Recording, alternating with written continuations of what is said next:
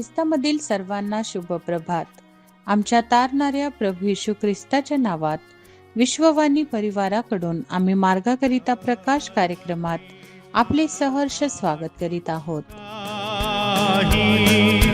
सर्वशक्ती जीव प्राण शब्द कामे कल्पना सर्व दीनता सजा येशू ख्रिस्ता सर्व काही अर्पि सारे जीने जा येशू ख्रिस्ता सर्व काही अर्पि सारे जीने जा.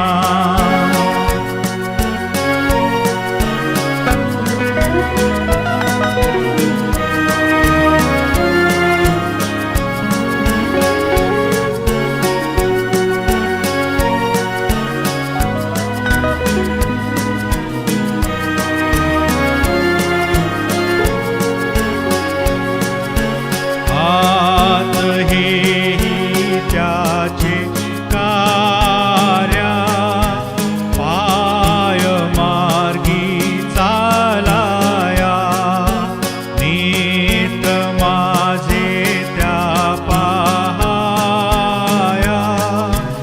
ओठ स्तुती गावया येशू ख्रिस्ता सर्व काही अर्पि सारे जीने जा येशू ख्रिस्ता सर्व काही अर्पि सारे.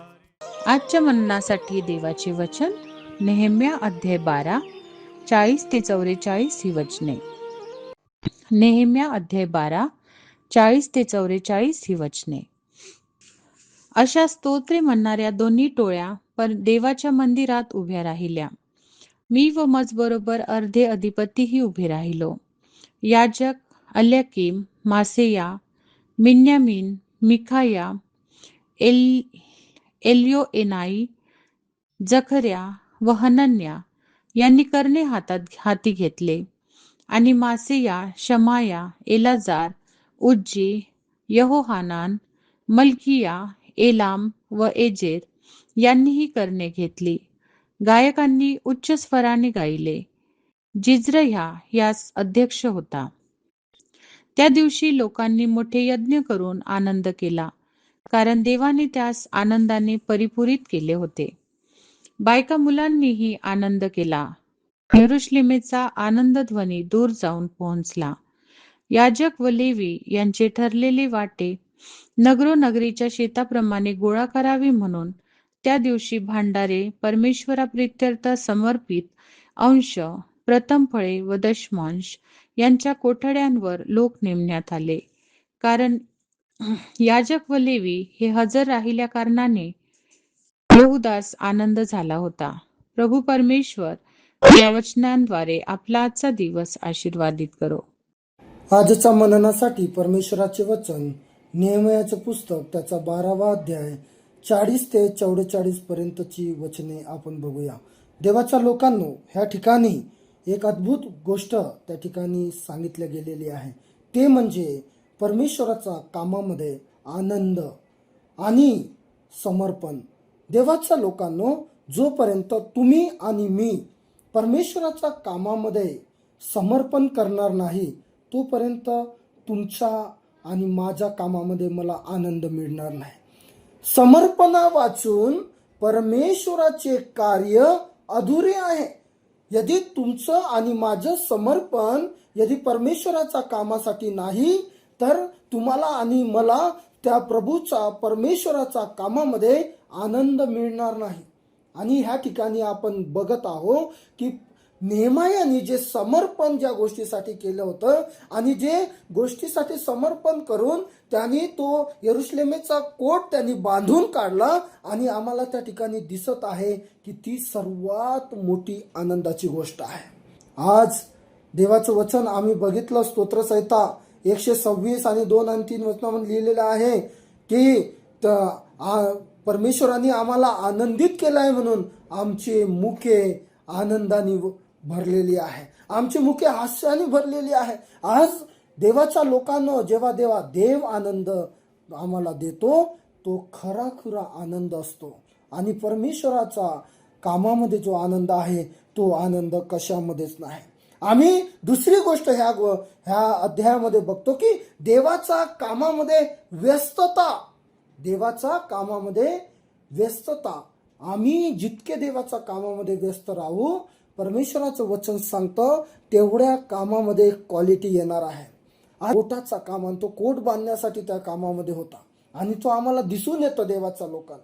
आज परमेश्वराचं वचन सांगतं की जी जबाबदारी देवाच्या सेवेमध्ये तुम्हाला आणि मला आलेली आहे ती जबाबदारी आम्ही व्यवस्थितरित्या पार पाडणं फार गरजेचं आहे. आम्ही जेव्हा चांगल्यारित्या पार पाडतो तर परमेश्वर ते आशीर्वादित करतो माझ्या प्रियानं. तिसरी गोष्ट आहे की देवाच्या सेवकाचा सन्मान. आम्ही बघतो की याजक आणि लेवी यांना योग्य वाटा देण्यात आला. देवाच्या सेवकांची काळजी घेणे आवश्यक आहे. परमेश्वराचं वचन आम्हाला सांगतं ते ह्यासाठी पाहिजे आहे. 44व्या वचनामध्ये लिहिलेलं आहे की याजक व लेवी यांचे ठरलेले वाटे नगरोनगरीचा शेतापर्यंत गोळा करावेत म्हणून त्या दिवशी भांडारे, परमेश्वराप्रित्यर्थ समर्पित अंश, प्रथम फळे, दशमान यांच्या कोठाऱ्यावर लोक नेमण्यात आले. कारण याजक व लेवी हजर राहिल्यामुळे यहुदास आनंद झाला. देवाच्या लोकांनो, जेव्हा तुम्ही आणि मी अशा वेळेस देवाच्या लोकांचा आपण सन्मान करतो, परमेश्वर देखील तुमचा सन्मान केल्याशिवाय राहणार नाही. परमेश्वर बोलला सगळ्यांना ज्यांच्या वाटा देऊन टाका, पर लेव्यांना त्यांचा वाटा देऊ नका. का? कारण की मी त्यांचा वाटा आहे. आज देवाचं वचन आम्हाला सांगत आहे की आम्ही देवाच्या कामामध्ये कोणत्या प्रकारे कार्य करत आहोत. देवाच्या कामामध्ये आम्हाला आनंद वाटतो का? परमेश्वराच्या कामामध्ये आमची व्यस्तता किती आहे? परमेश्वराचा लोकांचा कितीपर्यंत आम्ही सन्मान करत आहोत? हे खूप महत्त्वाचं आहे माझ्या प्रियांनो. आज आम्ही आमच्या जीवनामध्ये जे आम्हाला जबाबदारी दिलेली आहे ती आपण पार पाडूया. देवबाप आपणाला आशीर्वादित करू. चला तर प्रार्थना करू. स्तुतिस्पात्र भयाशोग्य जिवंत देवा, आज प्रभू आम्हाला माहीत आहे की तू जी जबाबदारी आम्हाला दिलेली आहे ती जबाबदारी आम्ही योग्य आणि चांगल्यारीत्या पार पाडण्यास तुझी कृपा आम्हाला दे देव बापा. आणि होऊ दे देवा, तुझ्याच कार्यात आम्हाला आनंद असावा, तुझ्याच कार्यात आम्ही व्यस्त असावं, तुझ्याच कार्यामध्ये प्रभू आम्ही तुझ्या लोकांचा सन्मान करणारे होऊ दे अशी तुझ्या चरणी प्रार्थना करतो. सर्व मान, महिमा, सन्मान, गौरव तुला देतो प्रभू. प्रार्थना येशू ख्रिस्ताच्या नावात केली म्हणून तू ऐक बापा. आमेन.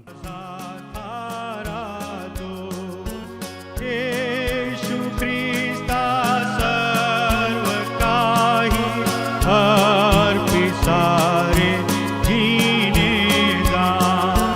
येशू ख्रिस्ता सर्व काही अर्पिसारे जीने जा. अर्पिसारे जीने जा. अर्पिसारे जीने जा. त्याप्रमाणे तुमचा प्रकाश लोकांसमोर असा पडू द्या की त्यांनी तुमची सत्कर्मे पाहून तुमच्या स्वर्गातील पित्याचे गौरव करावे. आपल्या प्रार्थना विनंत्या कोणत्याही वेळेस विश्ववाणी प्रार्थना केंद्राला टोल फ्री नंबरद्वारे कळवू शकता. आमचा टोल फ्री नंबर 1-800-2700-333. आम्ही आपणासाठी या नंबरवर प्रार्थना करण्यास उपलब्ध आहोत. धन्यवाद.